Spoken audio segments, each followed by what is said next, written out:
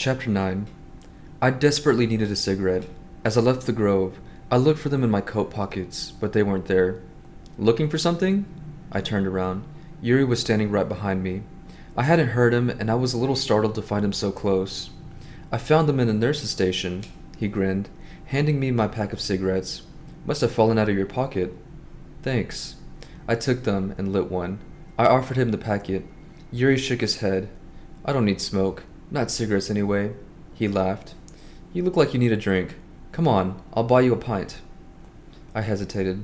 My instinct was to refuse. I had never been one for socializing with work colleagues, and I doubted Yuri and I had much in common, but he probably knew Alicia better than anyone else at the Grove, and his insights might prove useful.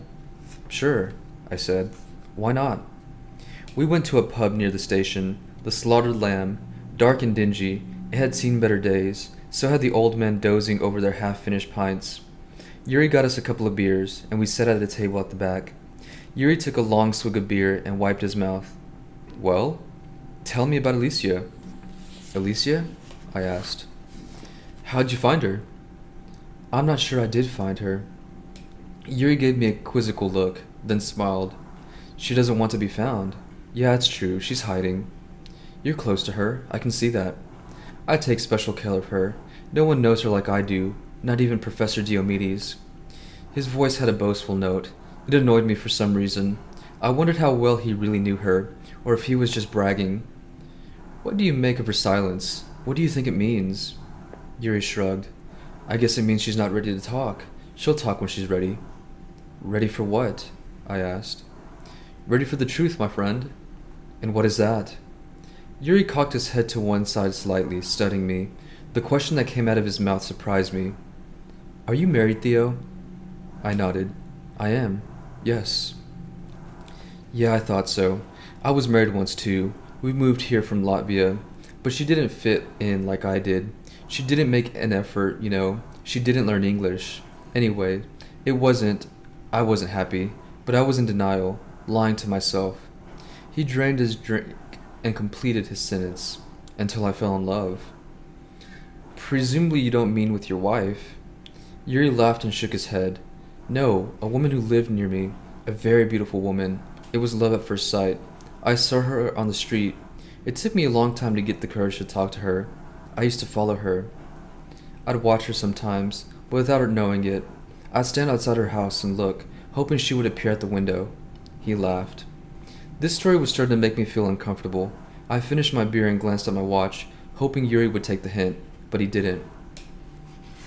One day, I tried speaking to her, but she wasn't interested in me. I tried a few times, but she told me to stop pestering her. I didn't blame her, I thought.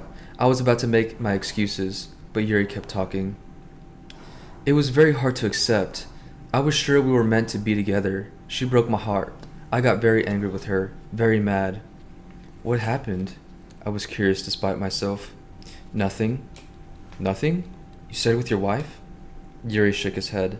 No, it was over with her, but it took falling for this woman for me to admit, to face the truth about me and my wife. Sometimes it takes courage, you know, and a long time, to be honest. I see. And you think Alicia's not ready to face the truth about her marriage? Is that what you're saying? You may well be right. Yuri shrugged. And now I'm engaged to a nice girl from Hungary. She works in a spa. She speaks good English. We're a good match. We have a good time. I nodded and checked my watch again. I picked up my coat. I have to go. I'm late to meet my wife. Okay, no problem. What's her name?